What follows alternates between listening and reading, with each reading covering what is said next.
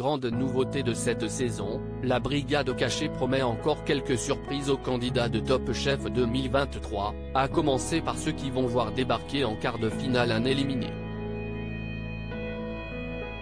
Mais qu'en sera-t-il l'année prochaine maintenant que ce secret est éventé? Télé Loisirs a posé la question à la production.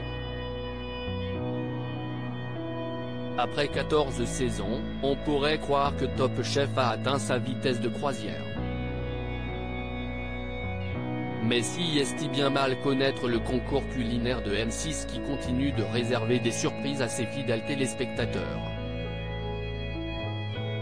Ainsi, cette année, CIST avec une nouvelle mécanique que le programme a débarqué à l'antenne le 1er mars dernier.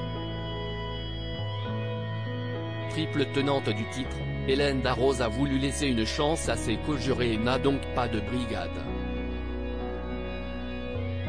Enfin, presque.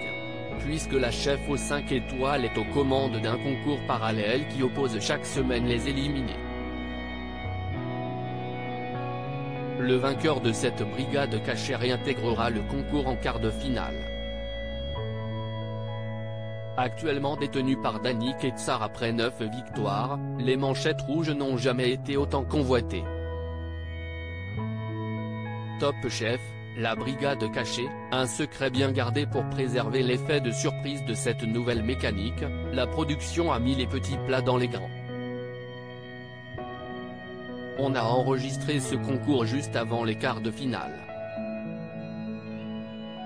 Pendant 4 jours, on s'est enfermé et on a tourné les épreuves les unes à la suite des autres, avec une équipe technique très resserrée de 25 personnes au lieu d'une centaine habituellement, nous avait révélé Hélène Darroze. Quant aux candidats, ils ont été prévenus à la dernière minute, nous indique Romuald Gravelot, directeur des programmes de Studio 89, la société de production qui produit Top Chef. La production prétextait dans un premier rang qu'il y avait des prises à refaire avant de leur annoncer qu'il avait une chance de revenir dans le concours. Si les candidats qui ont participé à la brigade cachée n'ont pas signé d'avenant à leur clause de confidentialité initiale, elle mise avant tout sur le rapport de confiance établi avec eux. Mais maintenant que ce secret n'est plus un, on s'interroge sur l'avenir de cette brigade cachée l'année prochaine. Top Chef, la brigade cachée reviendra-t-elle l'année prochaine? Chaque chose en son temps. On va déjà terminer cette saison et on verra l'année prochaine, rassure immédiatement le producteur dans un éclat de rire.